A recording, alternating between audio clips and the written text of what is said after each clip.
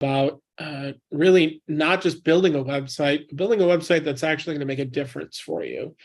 And that's one of the things that Andy and Maggie specialize in, is really understanding who are you trying to attract with your website, and what do you want them to do?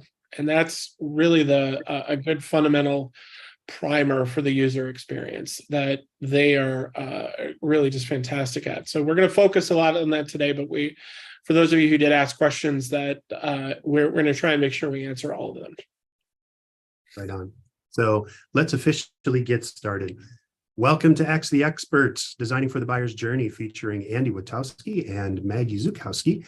We are going to be talking a lot about how to grow your business by using better design and thinking about what you do.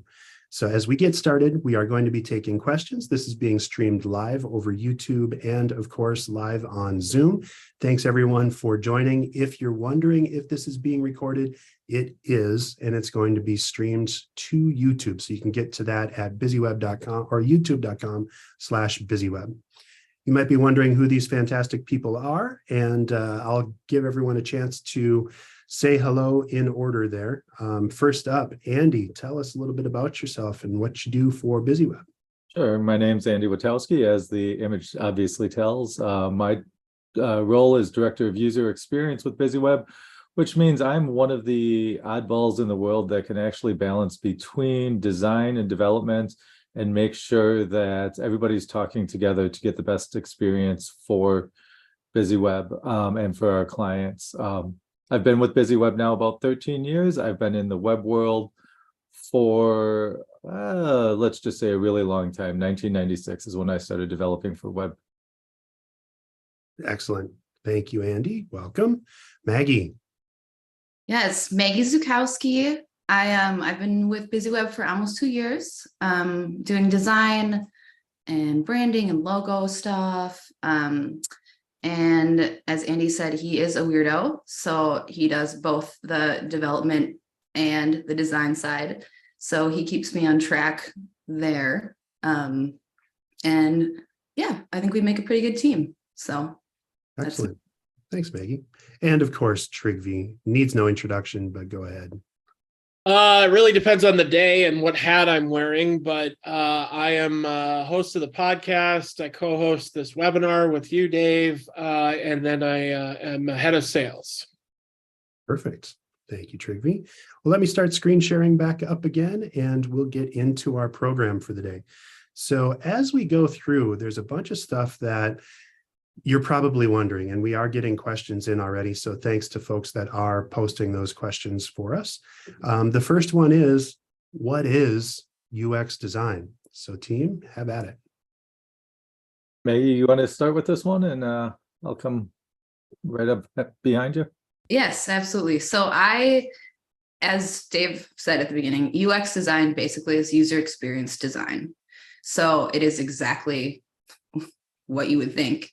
I think for me, the more important question is, what is good UX design? Because any design can be an experience for a user. The goal is to have it be good UX design. So it's a positive experience, keeps, especially digitally, it keeps people coming back. Yes. Andy, what do you got? So I think the key here is user experience in general and user experience design.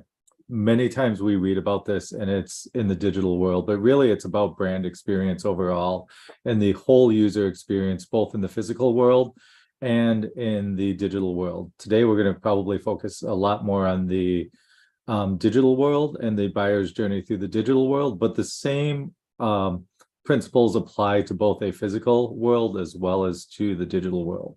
You still want to have different spots during the decision-making process in a physical environment, whether that's a store, whether that is whether that's a brick and mortar store, or whether that's an online store. So keep those principles in mind as we go through, and we talk mostly about digital, but it's going to be applied both ways. Perfect. And I think that leads us to our next slide. Does this only happen online? Is this a thing that is just what is user experience? Well, Forks and spoons, they're different things.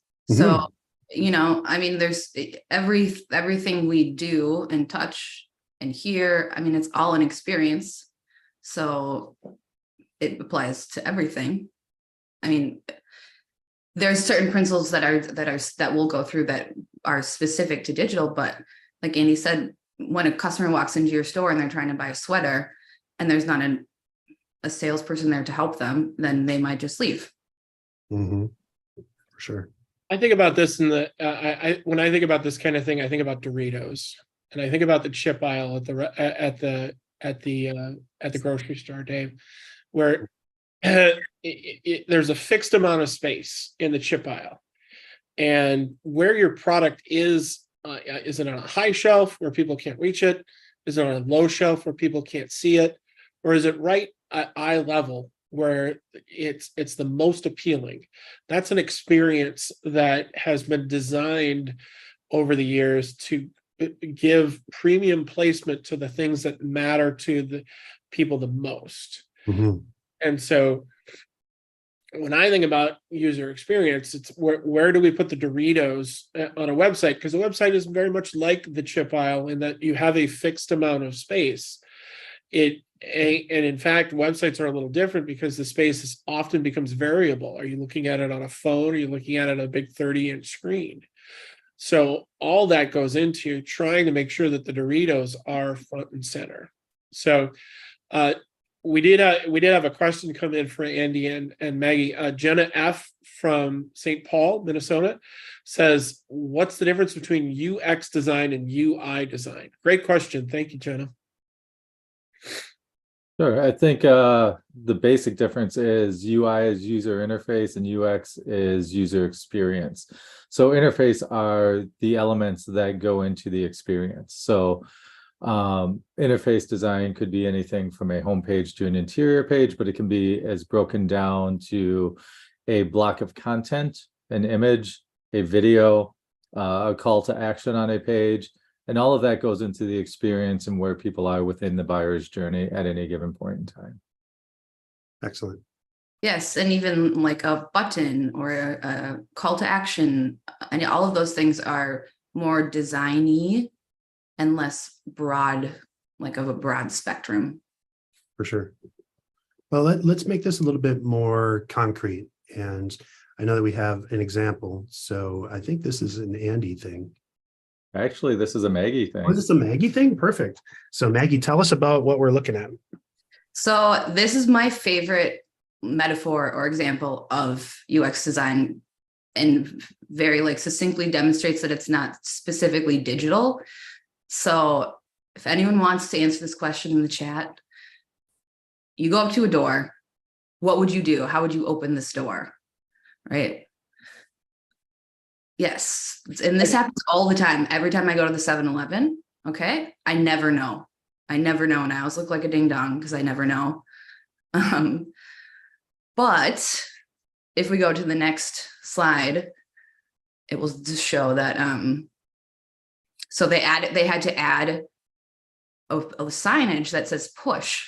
And so this is it's like the Norman door, which I think is the overarching metaphor for good versus bad UX design. So yes, so like cool fancy doors, love it, aesthetically beautiful, but if no one knows how to open it, not helpful at all. So And And I think how many people actually push on the pull anyway?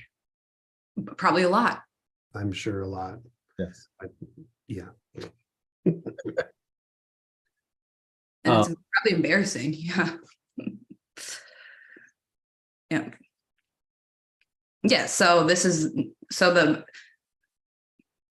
Donald Norman, whatever, Dr. Norman.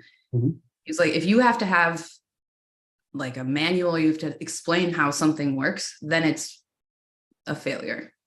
Right. So that's sort of the whole point of what we're going to dive into today, I think. Yep. Excellent. So I think part of this, as we look at user experience and what you do, the key word there is probably user. So as we look at this, we kind of have to think through what as a business owner, what your buyer is looking to do. So I'm going to take a little bit of time and just talk through what a buyer's journey is. And as you think about it, you can just kind of go back and say, okay, what does it take in order for a customer to engage with you and to do what you want them to do? A big thing that almost all websites do is focus too much on themselves. And so you go to a website and it says, we've been in business for 33 years. I don't care how long you've been in business. I care about, can you help me with what I'm looking to do? So there are really 3 phases of the buyer's journey. And as we look through these, awareness, of course, is where a prospect is experiencing and expressing what they're trying to do. So I know that something hurts. Consideration is figuring out what that problem actually is. So they just know something's wrong in awareness. They're thinking about it and applying some ideas or looking for partners. And then in decision stage, they actually take that all the way through to, I'm picking a partner to help me. And so as you look at this, and I think, is this Maggie that did this one too? No. Andy, gosh darn it, I'm terrible at guessing who did these slides. Andy, I'll let you talk through this then. So, at the awareness stage, you're identifying, as Dave said, it's a nice day. I should do something outside. I want to go do something. I don't know what it is. Like go kayaking, go skateboarding, or go to the fair. So these are, at this point, the prospect is looking for something to do. They've got a couple different ideas of what they might want to do. And then once they make the decision, it's, there's a state park close with the lake and hiking trails. Well, I can go hiking and I can go kayaking, same spot. I've made my decision. So as we walk through these three stages, it's identifying that there's something we want to do or something we need or a service we want. Then what are the options that are before us? And making sure that we, in the digital world, explain what those services are, how we get to them, what we're doing with them. And then once they get to that decision phase, making sure that it's easy for them to pick up the phone, fill out a form, sign up for a product, purchase, quickly check out, whatever that is. And making sure that process all the way through, we give those different informed stages as we go. Excellent. Thank you. So let's make this concrete and let's talk about UX from a real example. This is one of our favorite new things. Trigvi and I are doing a lot of these. The Dial It In podcast is something that's brand new in the world. Shameless, completely shameless plug. Go ahead and check it out at dialitin.com or dialitinpodcast.com. Available wherever you get your podcasts. Wherever fine podcasts are downloaded. And let's talk through what. Well, let's be clear though. You said wherever fine podcasts are downloaded, and this is one of them. But also, not so good podcasts are also downloaded many times too. Well, that's true. That's true. But this ain't one of them. So this ain't one of them. You're right. So when I'll start kind of here a little bit, and then I'll let Maggie fill in, because Maggie actually did the design on this and logo design, everything else. And what we wanted to do, and we'll go through this as a whole, but then we'll break it down a little bit, is we looked at, okay, who's our target audience? Who are we really trying to communicate with during these podcasts? What's the information we're trying to get across? Who are the people we're communicating with? What's the messaging that we want to get? Once we figured that out, then we could go, okay, what's the look and feel that we're going to call them personas, because that's really what they are. What are the personas, which are semi-fictional representations of real people? What would they expect to see? What would get them interested in, from a visual standpoint, to get them to click through and start listening? Then once we had that visual overall overarching look and feel, we were able to apply and look at a sitemap and say, okay, now what are the steps we need to do to take them through the buyer's journey, to get them, in this case, to start subscribing and listening to the podcast. And so we set all of that up. Maggie, you want to kind of talk through the process you went through to actually get to the logo, to get to the color scheme and everything else that we've got going in? Yes. So as Andy said, the most important initial step is to know who we are targeting and to make it very clear. And so as a visual tool for yourself and your team, we set up 2 personas. So the first one, if we could go to the next slide, obviously it doesn't have to be a female, but it's interesting, I think, from a team or like subconscious level to have a person that you can refer to when you're making decisions throughout the process, whether it be colors, branding, fonts, layout, messaging, content, all of that. If you have someone that you can refer to, it's basically like a code word for your team, or even within yourself, like an internal monologue. Oh, well, Marissa would probably like this over this, skews a little bit younger. So at BusyWeb, we set these up for clients because it's speaking the same language, instead of being like, oh, that one person that does this job. This person is a real person, although not a real person. And yeah, so in this example with the Dial It In podcast, this person is really busy, wants to learn stuff specific to marketing, and doesn't really have a lot of time in the day, and probably gets a little burnt out. And so for her, a podcast that gives her all the information that's kind of fun, she can listen to that on her way to work, So I think having these set up, it's really helpful. For sure. Yeah. And so sales manager Scott, that's kind of the other side of the coin, right? So as we're trying to reach podcasts or a podcast audience, we wanted both marketing managers, but people on the sales side.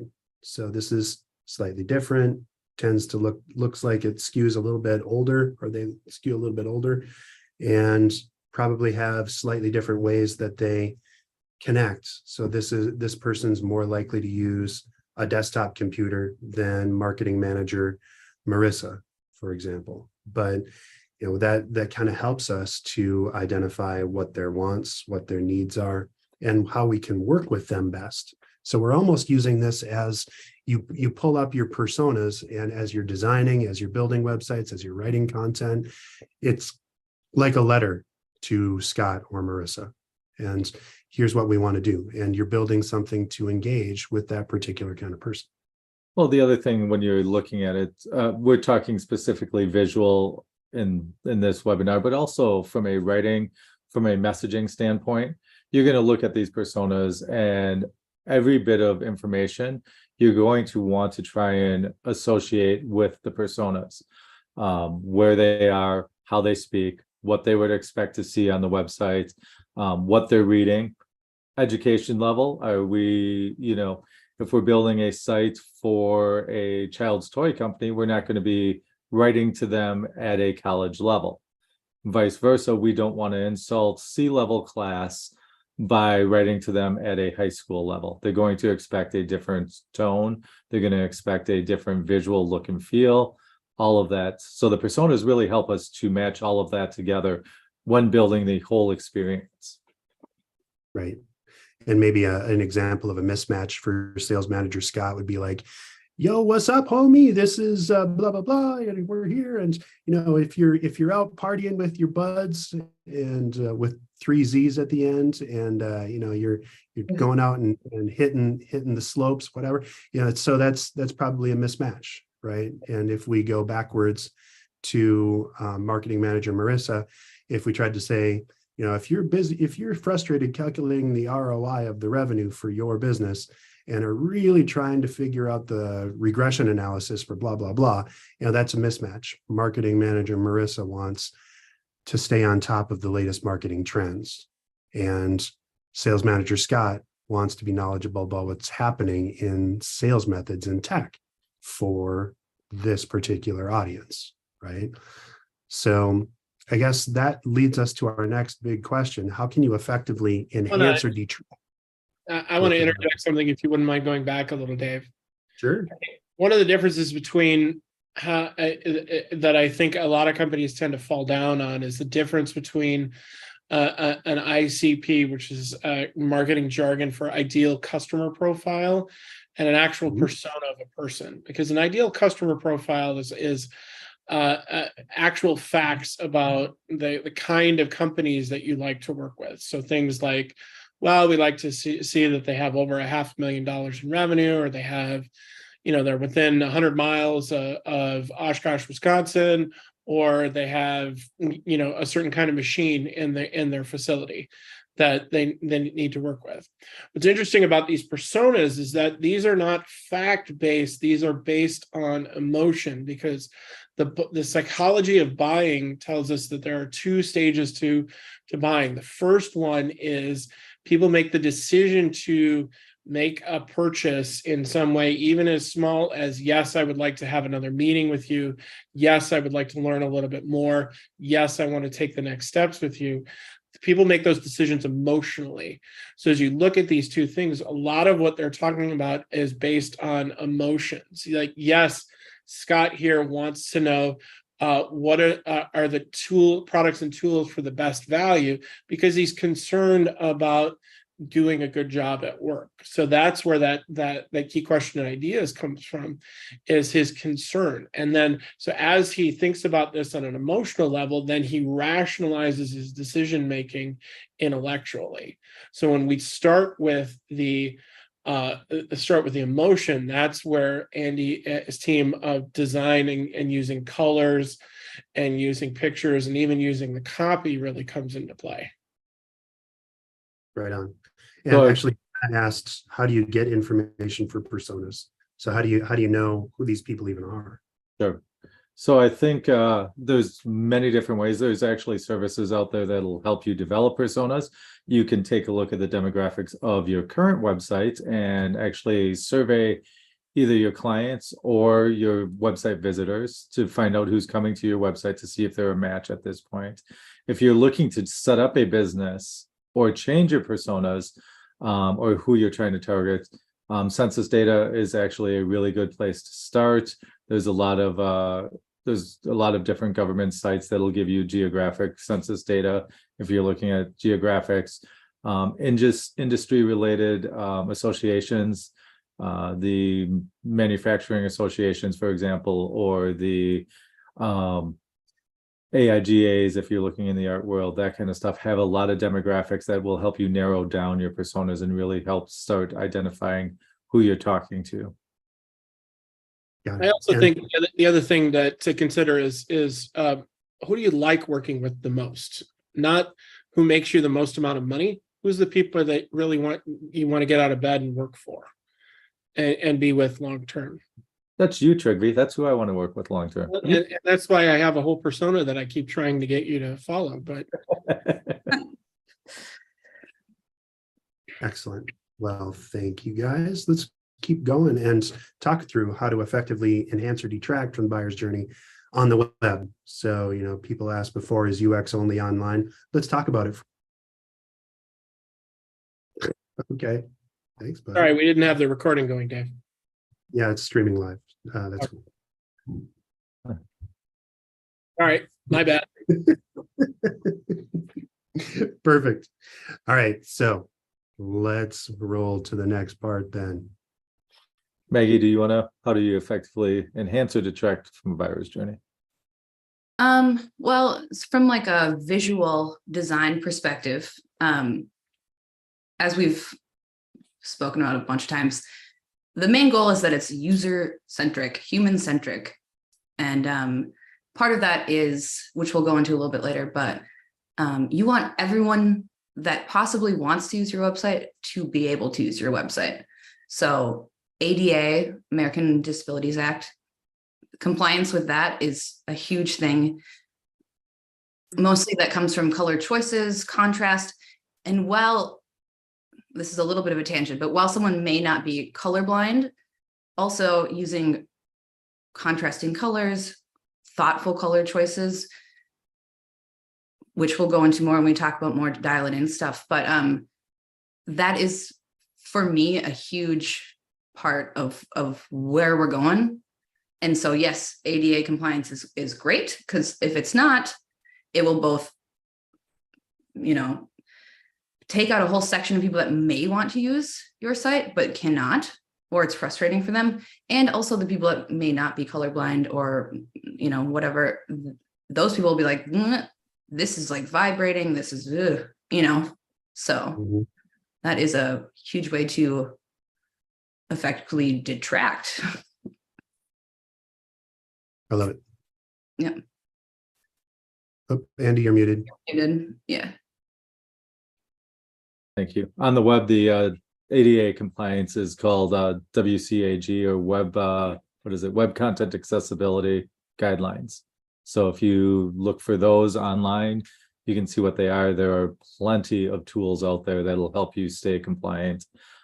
Different partners that you can partner with that we've worked with in the past that'll help you test for accessibility, as well as keep you accessible going throughout. I think another thing that you can do is, if you know your buyer's journey and you can detract from the experience overall, if you're trying to push people too quickly through your buyer's journey, you need to let them move at their own pace. Sometimes they're desperate to find something. We'll take our example of the little speech bubble man that wanted to go and do something on a nice day. He's got a nice day, he's got a day off, he needs to find something to do today. That's one buyer's journey, and it's a quick buyer's journey.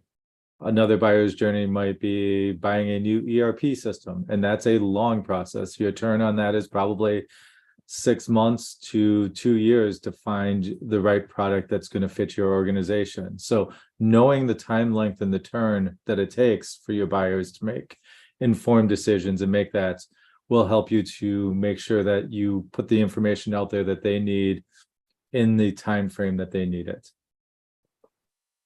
Andy and Maggie, what you both mentioned the ADA. What is that? Sure. So in 2001, the Federation of the Blind sued Target Corporation and ended up winning because Target's website was not compatible with those that might have needed screen readers or some assistance in their navigation of the website. So in doing so, it set up a standard for websites needing to be ADA compliant or be able to be read by screen readers, which are devices that will take the content of the site and actually read it back to people, as well as those with color blindness and other disabilities to be able to navigate through the site using assistive technologies. And so that's like Americans with Disabilities Act is the Yes. ADA. Falls under the Americans with Disabilities Act. Yep. So in the grand scheme of things, as you guys are making a website, you're making it for laptops, for desktops, for phones, for tablets, and then also for adaptive readers. Correct. Yep. Wow, that's a lot of stuff. So now we know why can't you just make it pretty and make the logo bigger is frustrating to designers. And developers for that matter. Yes. So let's I know that we've got this slide coming up. What on earth is all of this? Wow. So this is a sitemap that is, I wanted to just use this example because this could be a sitemap.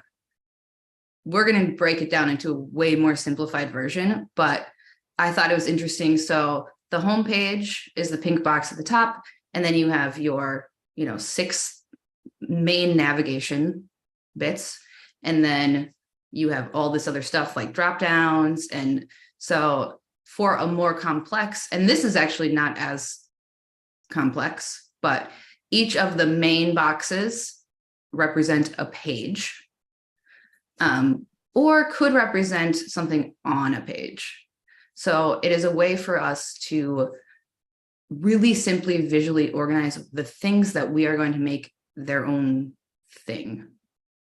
Mm-hmm. That's not the best way to say it. Andy probably has something more. So this really sets up the hierarchy of the website. This is an e-com site for the most part, that sets up a hierarchy and a travel path to get through the buyer's journey for an e-commerce site. But you'll notice that it gives different items for different awareness stages. The first thing they want to do, obviously, is shop. I would argue that this may be, depending on the product, maybe too early in the buyer's cycle, but it might be just right. They also have testimonials, they have additional content. If we move further to the right on the sitemap, they have a blog. These are different items for the consideration phase that people might want to vet who they are. They might want to know more about the products or what's going on. And then they would go in and shop. Depending on the product, maybe it's a consumable product, right? Something that we'll take a snack food. We'll go back to Trigvy's Dorito example of earlier. And this is a snack food that is well known, and all people want to do is come out, buy this, get it delivered via DoorDash, and then it's in your lap in 15 minutes. The shop item might be perfectly acceptable in this case. However, again, that considered stage, maybe you need to do a little bit more research, and well, you can get Doritos delivered by DoorDash, Uber Eats, Grubhub, Food Dudes, whatever your delivery of choice, and you want to know which is the best for you. So you would go back into the consideration stage and look into that a little bit more. And then a slightly more simplified version of this might be something that looks like this. And this looks familiar. Yes. So this is basically the sitemap for Dial It In, which as a podcast website, it doesn't need a whole bunch of stuff. You're trying to just get people to subscribe. Okay, it's like kind of fun. Here are the episodes. You don't need a bunch of stuff, but basically from the homepage, there's two drop-down menus, two options. And the footer. So this simplifies it, but you can take this. This applies to every kind of a website, right? So Dave, just to give an example of this real quick, could you jump down, I think it's 2 slides after this, and then we'll pop back up as needed. So here you see on the left side, the Dial It In homepage. Even though the navigation is simple, we still break down very quickly and easily on the homepage to hit all of those different stages within the buyer's journey. Who we are, who are the hosts, why is it important to listen to these hosts, listen to an episode, and then if you're ready to learn more, or maybe want to get Dave and Trigvy to speak at your event, here's an additional piece of information. So we hit all of those 3 steps as we move through the homepage of the website. Each page within the website then should also give at least a synopsis of those 3 as well, and be able to give you additional information. So the episode archive page may not give you that, but once you get into each individual episode, it'll tell you about the episode, who's speaking, the content in there. It'll give you transcriptions. It'll give you different notes. So it kind of gives you all the different things you need, and listen to the podcast. So we work through that buyer's journey at all different levels of the website, not just on the homepage. But in this case, this is a really good example of showing how it works on the homepage. Right. So from this to this, and how that builds through. Amazing. Yes. So I just included this because it is when I was working with the team, getting to a logo. So we have our personas, we have our sitemap. Okay, so what would these personas expect? And also we're playing to both Dave and Trigby banter. This is not like a staunch button-up kind of podcast, so keeping it fresh and Funky, fresh. I don't know how funky we are, but I'm trying to Our get guests can be. Yeah. yes. So we went through many iterations, and I just included this because this is what we ended up on. So it is hitting the personas, and also it is differentiating the brand from everything else. So when I created this, I'm looking at, what are other podcasts doing? Like any kind of podcast, like a foodie podcast, and then narrowing it down into something that is more specific to what they're actually speaking towards. And then not just trying to copy what someone else has, staying within that world, but making it something unique. And I think that is, for my position, for my job, that is the fun part of it entirely. Can you So talk a little bit about fonts and why how you choose fonts? Because there's so many awesome, cool fonts that you can get. Papyrus. Right. Comic Sans, Yep. Wingdings. Yep. Yes.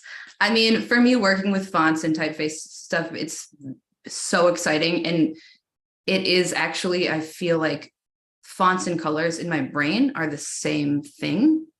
You know, like my brain speaks in fonts when I'm looking at colors and vice versa. So I think choosing fonts that are, well, Google fonts are the best, right? That is, they're free, they will work on anything. It's great. And there are like, I don't know, Andy, like 50,000 options or something. we'll go with 700 and some, but yeah, that's about right. Feels like a lot, but yes. So yeah, when we're looking at fonts, I mean, so obviously the logo is using the Quicksand font, but I'm going to get too designy about this. I'm going to pass it off to Andy. No, that's fine. I think what you need to keep in mind is what Maggie was going into. You can make a font your own and you can modify a font, but then you want that relationship between the font, the colors, the personas, and make sure they all work together. So you're not going to use a Comic Sans on, you know, the Wall Street Journal or the New York Times, right? That those personas, those people reading that would not expect that. They would probably leave your site because it would lack credibility because of the fonts and colors that are chosen. However, you might use a Papyrus or a Comic Sans on a child's site. I would hope not. I would hope you would pick a better font set, but you could. And that would be expected because that audience of 5 to 7-year-old kids would expect something fun and lively and something slightly quirky. You mentioned the 700 and some Google font choices. Why is that something that needs to be considered? Maggie, you want to handle that? Yes. Well, so when you are creating a website, if you have an embedded font, it is hard for it to read, right? The Google font can go on anything. It can be used on any device, on any web platform. So it's kind of a no-brainer. Like, why would you not? I mean, everything that you need is there. Right. But if you've ever visited a website, or in the olden days, for those of us with maybe a little bit more silver hair, if you've ever opened up a Word document and all of a sudden the entire thing looks weird because maybe you opened it on a Mac or it was created on a Mac and you're on a PC and everything's wrong, that's what having substandard fonts or non-embedded fonts can do. And or it might just not be readable by the web if it's not, or by someone on the web if it's not standard. And so those web standard fonts, the Google fonts, are great examples. It's just, you want something that's going to display right no matter what device you're on. Maggie, how do you narrow down fonts with 737 or whatever there are possibilities, or 50,000? That's a hard question because my process it's so creatively hard to explain. I think that, for example, in Dial It In, I love the all lowercase. And also when we kind of decided on doing a neon, the rounded edges of this specific font, the Quicksand font, it just lends itself so well to that kind of a design. And I was obsessed with the neon because could not find anyone else doing it. So I just think it's a differentiator. I just think it's beautiful. Yeah, it's really a great outline. It would hurt looking at it as the primary color, but as the outline, it really gets into me talking and Dave listening. Yes. Or the guest talking and you both listening. Either way. Right. Exactly. So, I think as we go through, and we're actually already flying through this, and I know we have a few more slides before we get into the official Q&A, but I want to keep moving and say, how do you know if the design of your new beautiful website is actually working? So how do we do this? And I know we have some samples, so let's just jump right in. Before we get there, real quick. Well, you can go. Well, Are you getting customers that you want? Are you getting customers that meet your needs? That's the first and foremost. If you've gone through, and again, talking through, what your business cycle is, right? It's what it takes to get a turn. If you've gone through 1.5 turns of what it would take, are you getting those customers?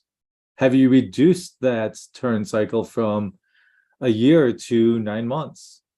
And you can start to see that in results that are coming into your sales team. That would be the easiest way. Ahead of that, I think that's the next slide that you brought up, Dave, and Maggie can talk to this a little bit more. But some of these additional tools will give us insight before we hit that turn. But number one, if you're getting the sales you need, then it's working. There's probably improvements to be made, but it's working. Guys, Deb asked a great question. Can you talk more about how you know if you're pushing people too quickly on their buyer's journey? Sure. I think and this will be the next podcast, I think, as well, or the next webinar that we're doing, talking about content and that. But if you see a massive fall off of users within the site or in your marketing follow-up and marketing campaigns, you probably are pushing them too quickly. Or your messaging is wrong. This is where some of the variation testing and that will help. But a massive fall off generally is one of two things, and that's going to be messaging, or it's going to be that you're pushing too quickly. I think I think the geek term for that might be bounce rate. And so if someone visits your website and they go there, and this is exactly why we're talking about the things that are on screen right now. If somebody goes to your website and then they leave without doing anything else right away, it's the equivalent of moving too fast in the dating world. So if you go out on your first date and you ask someone to marry you, they're going to bounce the heck out that door. So that's what you're trying to avoid. And that's what Deb was asking about on if you're pushing people too quickly through their buyer's journey. You want to give soft, easy next steps and engage people at multiple levels and go on a bunch of dates before you pop the question. And it really depends on what your price point is. When we're recording this, it's right in the middle of Amazon Prime Day. So everybody's really making all sorts of bad decisions under about $20. Something and going, yep, add to cart, go, let's out. But nobody's really going to buy a $50,000 anything today off Amazon Prime. So the goal of a website is to start getting people to answer micro yeses. So Dave, can I have $50,000? Your answer is going to be no. But Dave, if you give me your email, can I give you a checklist on things you need to think about when building a new website? Would that be okay? And you'd probably say yes to that. Right. So the other thing to keep in mind is winning is relative when you're talking about websites. Ultimately, the goal is for you to drive new revenue, but in order to do that, there are a lot of different smaller victories that have to come along the way. Right. If the buyer's journey was one step, we'd all be billionaires. Right. Also why I have Han Solo ice cubes. Yes. So let's talk a little bit about what some of the stuff is on the screen here. So these are just 3 tools that one could use. Heat mapping, it's basically, so at BusyWeb, we use a company called Lucky Orange, and it is recording your screen, and it visually displays what your users are doing, what they're clicking on, where they're staying, and it shows like the bounce rate, where they're dropping off, where they're like, okay, this is no longer interesting. And I think to speak to what Trygve said earlier, I think another thing is developing or displaying credibility.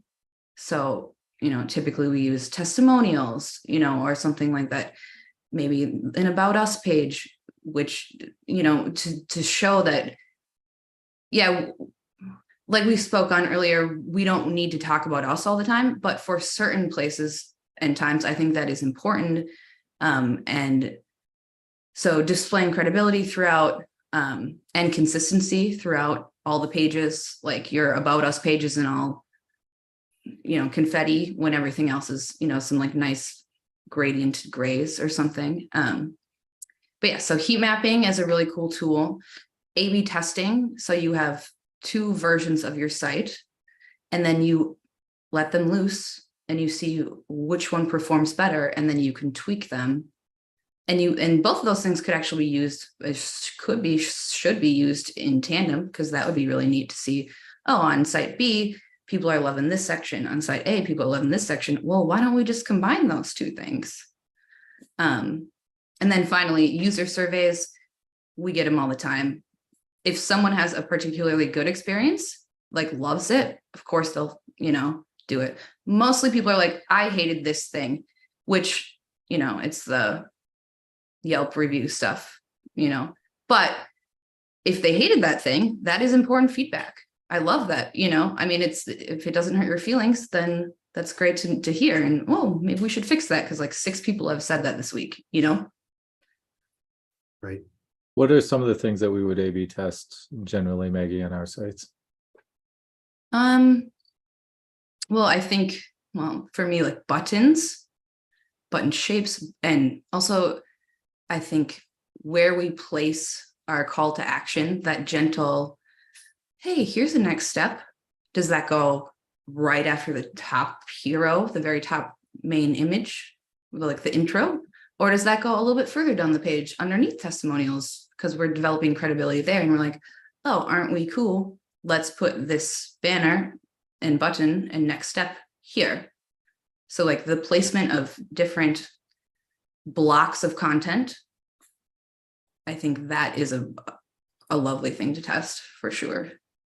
And you can actually see all that with the heat mapping technology. Did I understand that correctly? Yes, Yeah. and you can see it live. Wow. And just so that the group is clear, I mean, when you see in the upper left corner of this heat map, the places that are red or orange are where most people have visited, and the places that are cooler or more bluish or black in color are the things that nobody goes to at all, right? So that's where it's a heat map. So where that's kind of how that works. We are getting dangerously close on time, and I know that we have a bunch of other questions. So let me skip through, the tools that can be used to enhance UX and buyer's journey. Maggie mentioned Lucky Orange. We use HubSpot for our A/B testing by and large. There's all kinds of SEO tools that you can use, and we'd be happy to follow up with anyone that wants to get into some of the nerdier stuff. And so feel free to reach out to any of us on screen. Andy, Trigvi, Dave, Maggie at BusyWeb will get you us, and you're welcome to reach out to us. We do have some great questions that I want to get into. Before I get into those questions, because I know we're going to run short on time, I want to give a quick nod. If you want to learn more about your website's grade, you should check out busyweb.com/website design. I'm going to go there 1 second and just show what that looks like. Oops, right here. So if you go to the website design page, if you scroll down, get your website grade today is what you can see for what you get. And so it'll give you an actual look at your website using AI, and then it'll give you some tips and tricks to improve.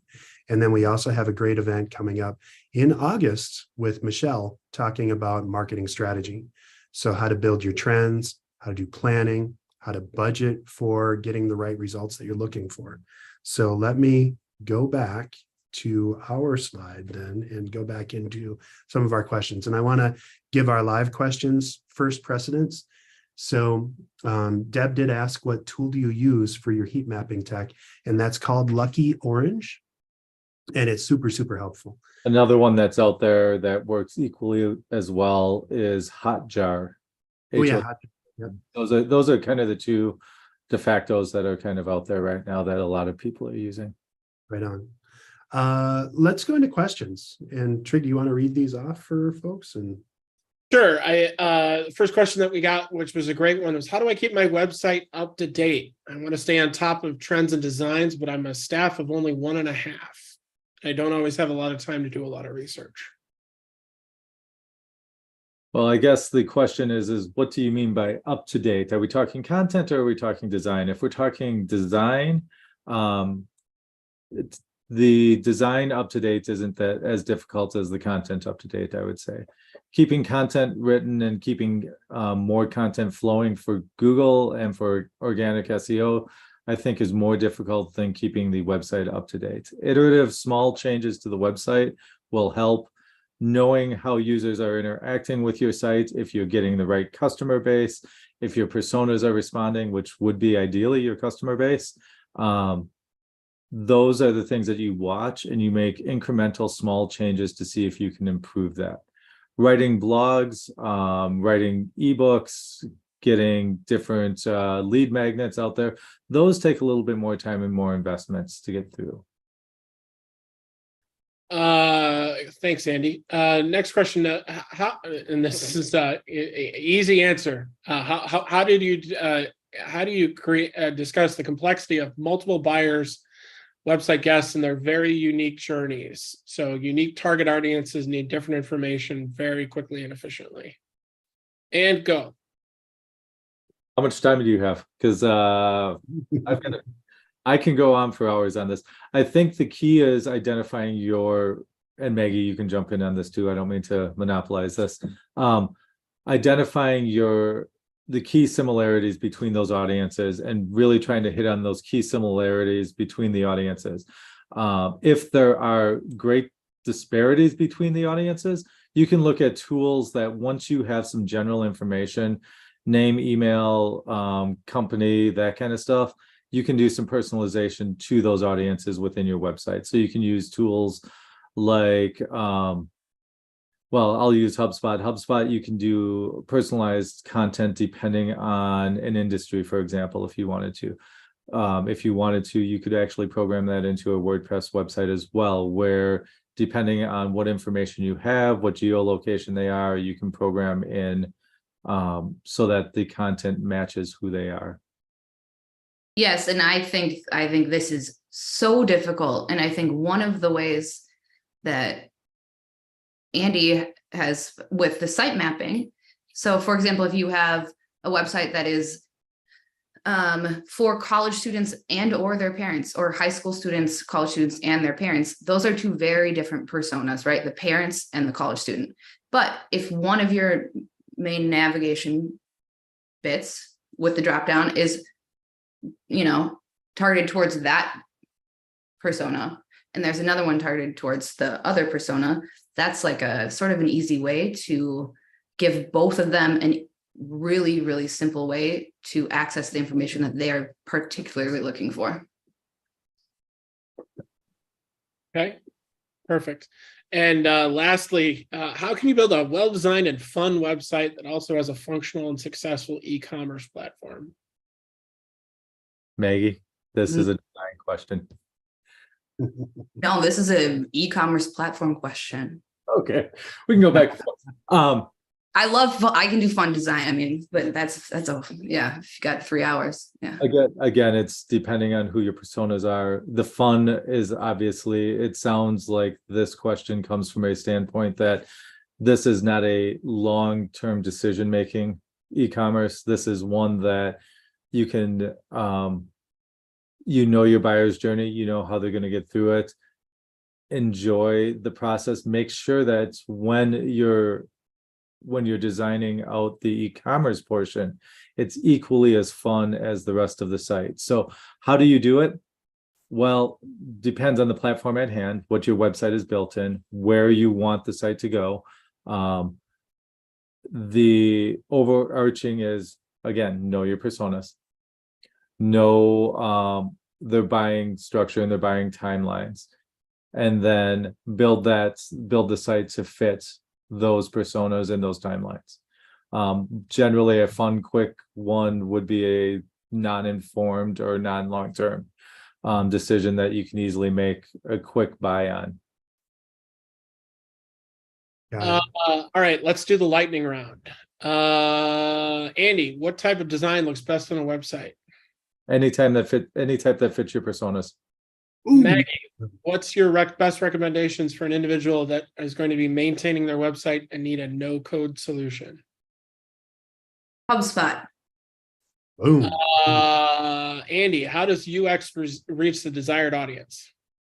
User experience reaches the desired audience by making sure that all the content and information fits without explanation. This goes back to the Norman Doyle slide that we were talking about. If you have to explain it, it's too much. Maggie, tell me about landing pages. How can we optimize for the user?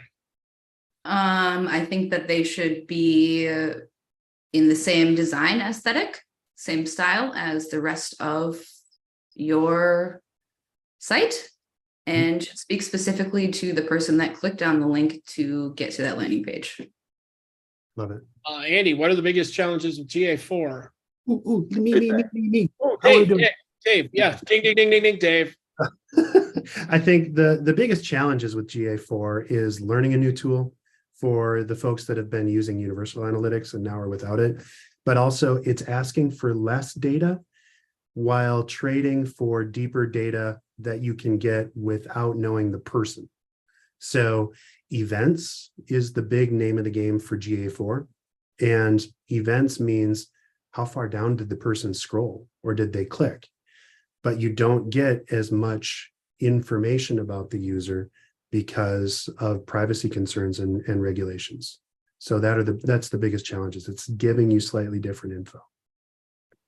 And finally, Andy, Fran from Spain wants to know, he's currently revising a website for the European market and he wants to optimize the experience. So if somebody wants to have a European website, what are a couple of, I'm going to reframe that as our last question. What are some of the things that they need to be very aware of?